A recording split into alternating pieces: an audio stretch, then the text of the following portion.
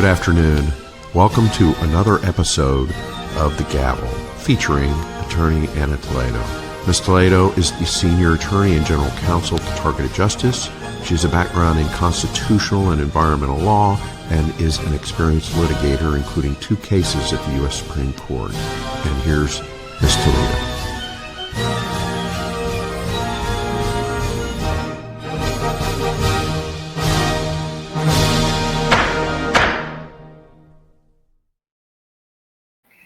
Well, hello, everyone. Welcome to episode 29 of the Gavel podcast, focused on bringing you the latest news regarding the end of government weaponization. I am your host, Anna Toledo, an attorney with 30 plus years experience in litigation, specializing in environmental and civil rights and environmental law. And I am also a victim of government weaponization. So like you, I have a very special interest in shutting down this criminal, unacknowledged special access program that has stolen so much from us. So our goal is not just to shut down the weapons in the United States, but also around the world, because, as many of you know, the greatest amount of people that are victims of government weaponization reside outside of the United States. Okay, I'm sorry. I was late today for preparing my show because I'm going to tell you in a little while. We had the first meeting with an actual congressman, and I'm not going to give you the details, but I am just so very happy and so very grateful to all of you that have supported this mission for freedom, because I know that it is going to set us free. Anna is here to stay until we are all free. So now, before we go into, I'm going to go into my Bible verse, but please like, share, and subscribe. It's the only way we can defeat the NSA criminals that have us censored everywhere. As you know, X is a mess. All of our accounts are hacked. It's a real problem.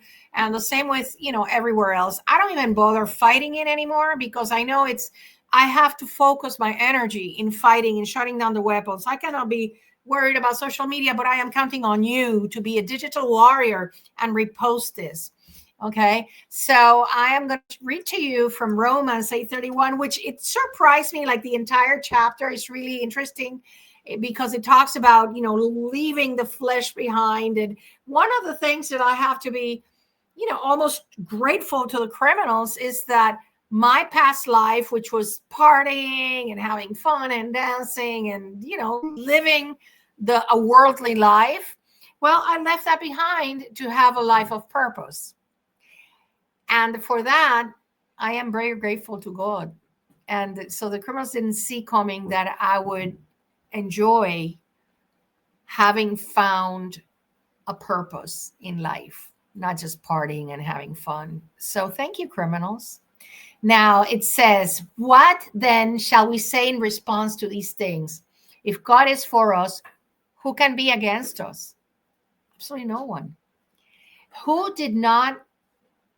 He who did not spare his own son, but gave him up for us all, how will he not also, along with him, graciously give us all things? Who will bring any charge against those whom God has chosen? It is God who justifies. Who then is the one who condemns? No one. And as I have told you on many occasions before, we cannot stop trusting that God is on our side, strengthening us, and behind our cause for freedom. So again, please like, share, and subscribe. And the first things I'm going to present to you, they might seem a little like, things are not going as we want, but it is this J6er that he made a thread today on Twitter saying on January 20th, President Trump signed an executive order to end the weaponization of government. Yet nearly half a year later, actually almost a year later, his staff have failed to carry it out. And as most of you that have been following me know, this has to do also not just with Blondie, that there's here in response to that executive order, Pam Bondi issued a memorandum to her staff and a working group that they were supposed to do quarterly updates to President Trump. Well, guess what? Like many other things that she promised, she didn't comply. She hasn't complied. Nearly a year has passed, and she has not complied with President Trump's executive order. Unfortunately, it's not just Bondi, because President Trump ordered the Director of National Intelligence towards Tulsi Gabbard within 45 days to prepare a report on the abuses of the intelligence community. Many of us have written to Tulsi. I constantly tag her. I don't know if she's muted me, because we know that that's one of the tactics that these government officials do. And the reason I know it is because one of them publicly stated it in Twitter. She said, I mute them and that's it. Well, you're not supposed to mute anybody, because these are constituents. These are people that are petitioning for redress. And if you work at the DOJ, you have a duty to listen to their claims, because nobody is going here to harass you for nothing. We are petitioning for redress of grievances. And that is the importance of all these digital warriors, because one day, one of the good FOIA request I'm tempted to do is how many persons has this one muted, how many persons has this one muted on X, how many persons this one on the official account, because that is public information. That is not supposed to be private. So let's see what they do. Anyway, so that is one of the things that I'm here to do. Pressure to conclude that report on the abuses of the intelligence community. That I don't know what's happening with Tulsi. I don't want to lose hope. I hope that she's just so busy and overwhelmed. But we have to see. We have to see, because I, at this point, I don't trust anybody until they show me that they're trustworthy, right? So, anyways, here's one man that I think we can trust. Apparently, a former CIA operative talking about how they let me shave play votes. It from the beginning. Not in Democrat counties, they'll shave if they shave votes. Not in Democrat counties, they'll shave a few percent using the machines in Republican counties where people aren't really suspecting it, where the vote total should have been 60%, but it's only 58%. Again, I don't know how they do it exactly, but I do know that we don't even come close to investigate voter fraud or welfare fraud. We don't put anywhere near the amount of effort that we should be putting into this. Well, Senator, you just broke some huge news there. You're listening to do you have a CIA whistleblower that is saying that they're... and again, is this true? Again, you hear all these things. This is on podcasts, some apparently CIA operative who's, let's face it, I believe the CIA has doctored elections in other countries. That's probably indisputable. Yes. Those same types of operations, do those occur here in America? My guess is they do. Do I have hard evidence? No. But again, we just don't investigate it. The people, we're all harmed by it, but for example, the losing candidate, they don't have the funds. We don't have the time yet to certify these elections. So election fraud goes largely uninvestigated. We uncover, again, in your earlier segment, 500 phony registrations. It's just the tip of the iceberg. There we go. The tip of the iceberg. He's one of us. He has Havana syndrome. And I love his expression, the tip of the iceberg, because the CIA criminals that are not allowed, that are illegally operating in the United States, as Stephen Miller said, well, this man is not afraid of them. Ron Johnson is not afraid of them. So please, Susan, if you're watching, Make it happen. Make that meeting happen, because we really need to bring him the receipts. Now, Jim Jordan, who he is now so upset because they were also doing surveillance on him. Well, he has called for a hearing, Mr. Jack Smith, and this hearing is supposed to happen on December 17th. I'm going to show up and, with my popcorn in hand. And I don't know if he will show, just like Judge Boasberg skipped his subpoena. But, not going to these hearings, if they put Steve Bannon in jail for not going to one of these hearings, I know, well, we don't know about Bondi, because she hasn't performed as many people have wished she had, but somebody has got to put the man in jail if they did it to Steve Bannon. Otherwise, it would be an unequal application of the law. So more shall be revealed with this. And for those of you that say, oh, that's Trump, that's Russiagate, no. This is about the abuse of surveillance on innocent Americans. And that completely spills on to our situation, because now you're going to see how these 8 senators and 1 representative are going to fight tooth and nail to not have the FISA reissued, as it's coming up for reissue in 2026. And for all of those of you in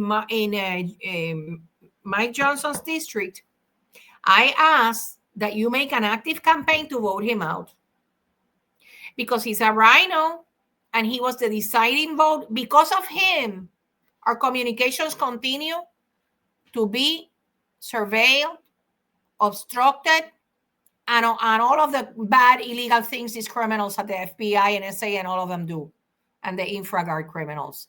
So vote him out for those of you that are in his district.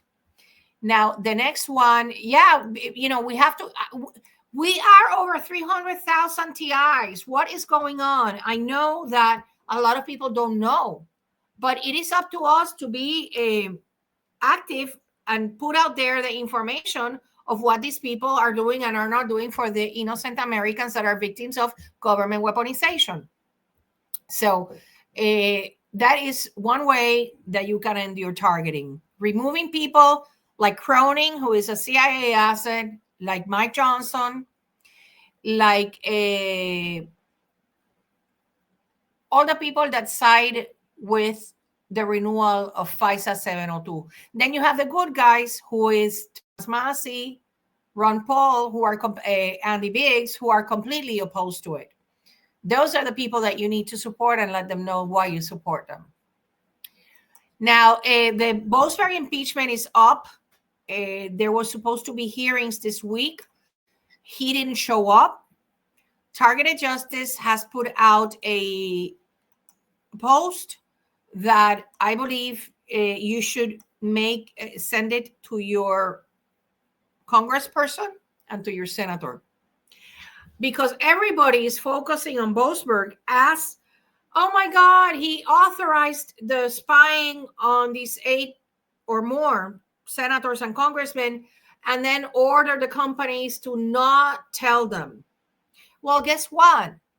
During his tenure as Chief Justice in the FISA court, because he served as Chief Justice in the FISA court, what did he do? He was the one that allowed the absolute outrageous abuse by the FBI criminals that checked over 278,000 times. See this, 300,000, 278,000. They're very similar. At the end of 2020 and early 2021. This coincides with the entrapment of the J6ers, that even though they don't want to admit it, they are targeted individuals, or they never got the facts. We need to send them the memo that they are targeted individuals, and they should be looking at Targeted Justice website and learning about it. Because I am seeing particularly one whose name I'm not going to say, but it's one of the famous J6ers. He's got wicked V2K, and he is off the charts because he doesn't understand. He needs to control that technology and not pay attention to it.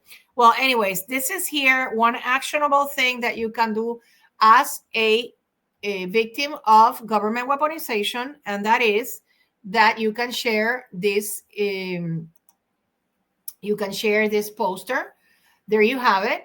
When under his tenure, it was the scandal of the misuse or abuse by the FBI of the FISA database. And I didn't say this. Let me show you who said it here. Let me show you this article. This article is very important for you because in 2023, it was exposed how intelligence data, look at this. It says, a U.S. court found that the FBI improperly searched for information in a U.S. database of foreign intelligence 278,000 times over several years, including on Americans suspected of crimes, according to a ruling released on Friday. The decision of the FISA court was released by the ODNI. This was in 2023. Okay. So, revelations came as U.S. President Joe Biden administration is trying to garner congressional support to keep surveillance powers under 702. Of course, again, this was in 2023. So, as a result of this scandal, supposedly the FBI tightened its Woods procedures. But you know what? I don't believe it because they continue to spying on you, on me, even though they must be bored to death listening to our conversations because we're not criminals.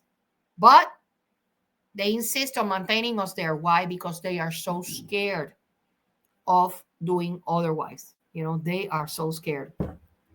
So that's the deal with Mr. Boasberg here. And I think that justice is coming, not just for him, because today, President Trump undid all of Biden's executive orders signed with an auto pen, and the contracts and documents signed with an auto pen. You watch, the next thing that's going to come is that the judges whose nominations were signed with an auto pen, they're going to be rescinded, however you say it. You excuse me because, you know, Spanish is my first language. So, more shall be revealed. And in the context of Boasberg, you're going to see all the judges in the FISA court. Because here's the thing. These FISA warrants have been renewed on you over and over and over. And the FBI criminals have gone to that court saying, no, I need to renew this. And those judges committing, violating their oath of office, they don't even interrogate these FBI criminals. Tell them, wait a minute, how many times have you asked for the same warrant on this person? How come you haven't obtained any evidence to charge her with anything? How come? No, I'm not going to give this to you anymore. But no, they look the other way. There is no stenographer in that unconstitutional court, and they continue giving the FBI everything they want. And Kash Patel over there, he's being lied to by the criminals from Comey and Ray that he has put in important positions. And I'm not saying that. It's been said by Mr. Kennedy, who is a whistleblower of the FBI. Patel had good intentions, but he is being misguided by criminals. Okay, so the next thing I wanted to cover with you is I know that on Sunday I did the presentation with Melissa, and the criminals interfered with my, with it, basically.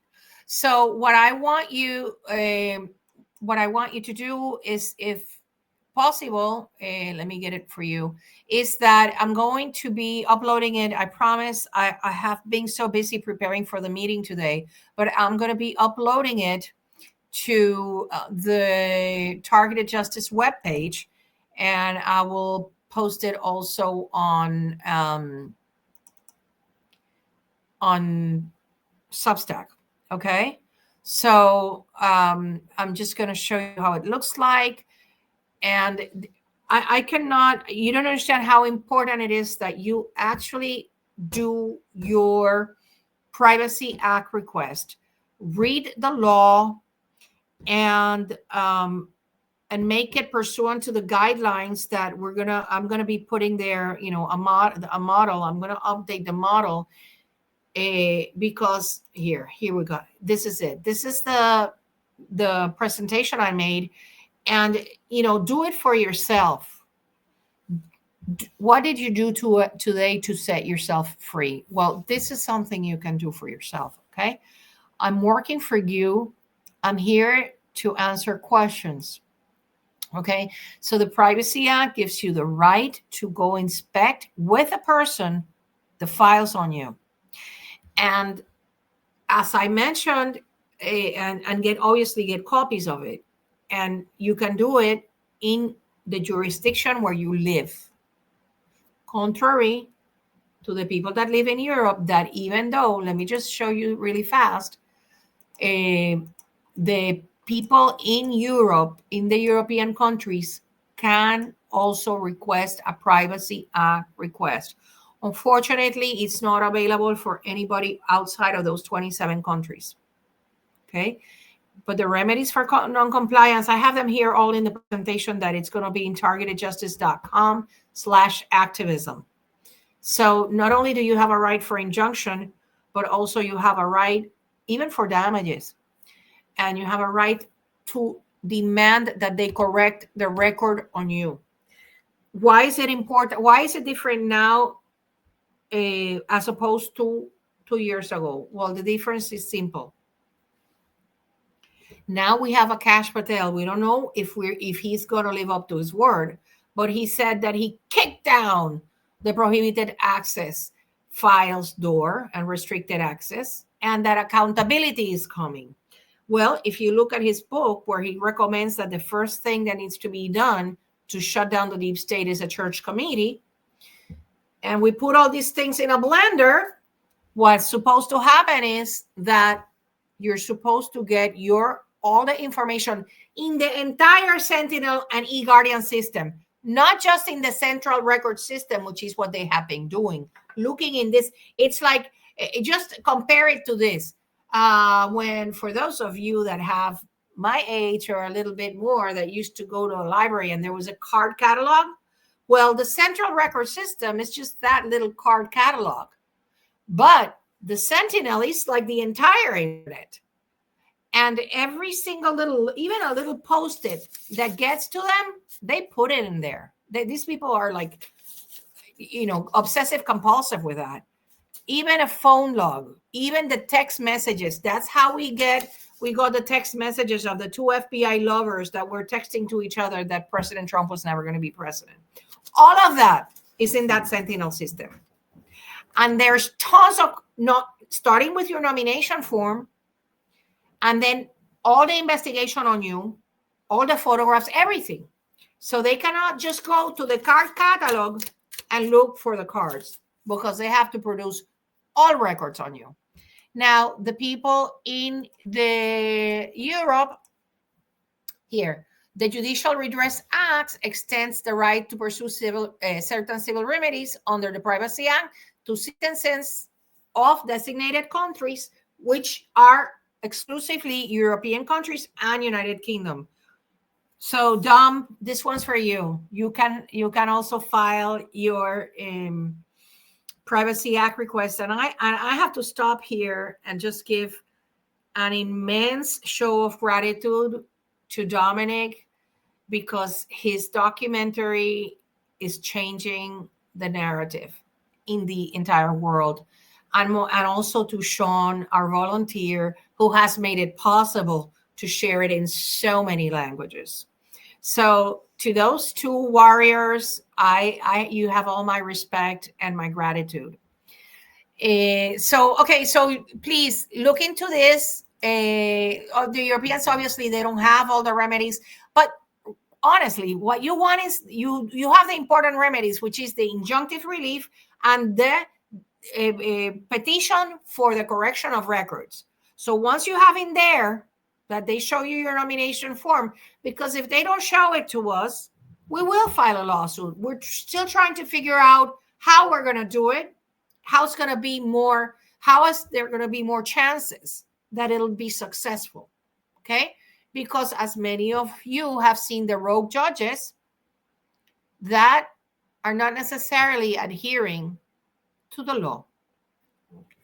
Anyways, so the Europeans, there's a limited to designated federal agencies, but fortunately, DOJ, under which FBI is comprised, and DHS are included in these designated federal agencies. Okay, so that's good news. And we are this is an important movement for us because we're going to corner these criminals into having to give us, the law is very clear. They have to show you, except very few, like if it's an ongoing criminal investigation, which we know they don't have on you, well, the law is clear. They don't get to choose where they look. They have to show you all your records in the agency. And guess what? Thanks to Chuck Grassley, we now know that they didn't look where they had to look. So that's going to be really good. Okay. And you all need to send it, and send it. I recommend you send it priority mail. You keep your tracking number. You have your little file. You scan it to keep a separate electronic copy in case the criminal's coming and steal them. Okay. Remember, if you have a backup plan, you know, the criminals have nothing to do. You have to think ahead. Okay, what if they will steal my papers? Okay, I will keep a digital copy in 2 different pen drives in 2 different places. Simple as that. I am making really good use of the safety tape because you can put things inside that box, a little box, and tape it with a security tape and take a picture of it and put it in a safe place and take a picture of where you put it. And so if it's not there when you come back in the same exact position and situation and condition, guess what? You can do a police report. And that is the beginning of the end for the criminals that like to come into your house without your permission. Now, I wanted to show you we had Miguel here and we had Mari, and wanted to show you, we did these Christmas wishes videos, and we had a lot of fun doing them. So I just wanted to share with you the English one. The Spanish one, Mari and I laughed so hard. But for those of you that haven't seen it, here it is. Hi, this is Richard Lighthouse in Washington, D.C. with part of our Targeted Justice team, wishing each and every one of you a Merry Christmas! We had tons of fun doing that. And, you know, I wish we could accomplish freedom before Christmas, but the way I see it, it's going to take a lot of work. But it doesn't matter. Like I told you in the beginning of this Gavel, today we had the first meeting with an actual congressman who is very interested in the plight of the victims of Havana syndrome. And I'm not going to give many details about it, but I can only tell you that I am convinced that this is our moment, that they cannot sweep us under the rug anymore. And I am just so grateful and so blessed to be here fighting this fight. And before I leave you, I want to tell you a story, because I get these messages once in a while. Ana, come rescue me. Ana, what, could you just shut this down? Well, guess what? I'm fighting here for everybody. And it is very frustrating for me to get that kind of message. First of all, because I don't have a rescue service. I don't have the means. And even if I did, I don't have any means to stop the scalar and satellite waves that the criminals fire at us. Don't forget, I am a victim too. I pretend, I'm here happy for you because I want to convey the hope that I have of freedom. But that does not mean I am not targeted. That does not mean I don't get punished. But guess what? I make lemonade out of lemons.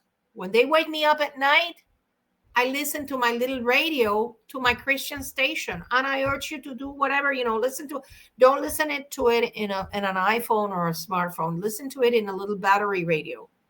And then you fall back asleep. You curtail the harm that the criminals do to you, because this is what they want, for you to be looking at the ceiling, sleep deprived. No, I just listen to that and I fall right back asleep, and it helps a lot with my R&M. So instead of complaining, oh, last night they woke me up at 3 a.m, no, I thoroughly enjoy it because I get to listen to these preachers that have wonderful recordings that they play in the wee hours of the morning. Force yourself to make lemonade out of lemons and taste it. Today, I put it in Instagram. I was waiting because Richard came from Houston to meet for this meeting.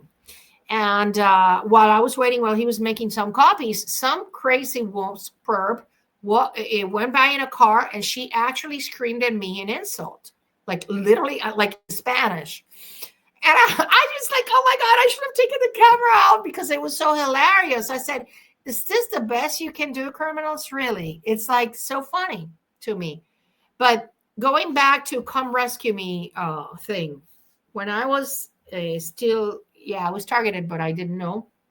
I had the privilege and the honor of watching the Captain Sully, who saved like 263 people in that flight that had to land in the Hudson River. And he's a great keynote speaker, amazing.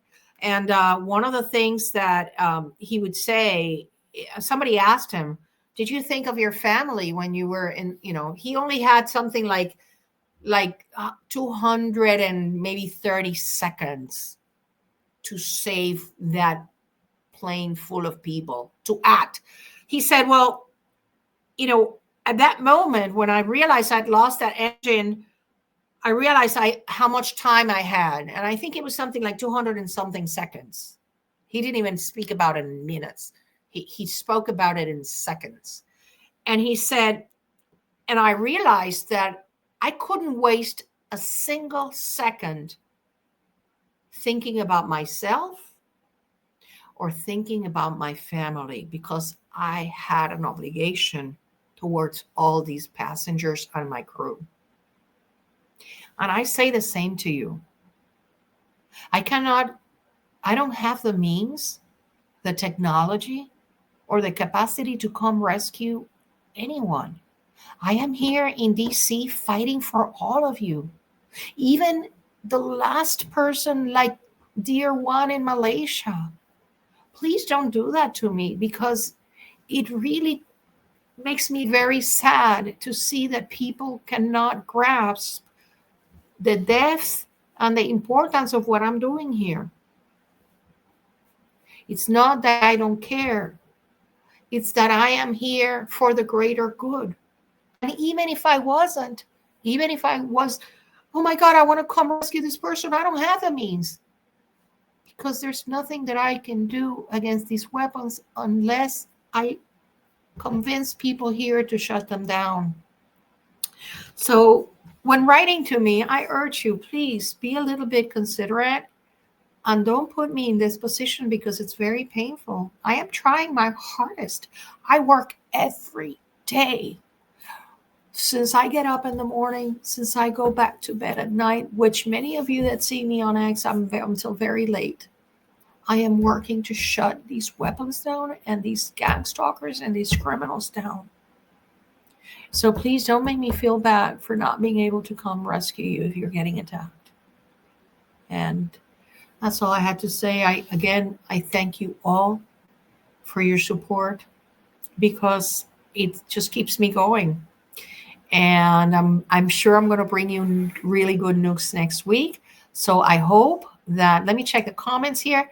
Also, I want to thank all of you, the 14 of you that sent me your sworn statements, sworn affidavits.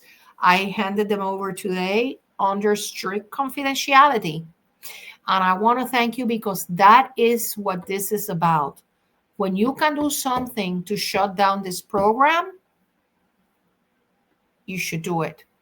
And I am just so grateful to all of you that got back to me and sent me your affidavit. Every single one of you that sent me the affidavit, I put it in the hands of this congressman who is very concerned about Havana syndrome in the United States. And now he knows that there are at least 14 certified civilian victims. And for that, I am very grateful. I'm very grateful that you trusted me, because I am here to give it all for you all. Thank you so much. And I hope to see you next week with really good news. Have a nice night.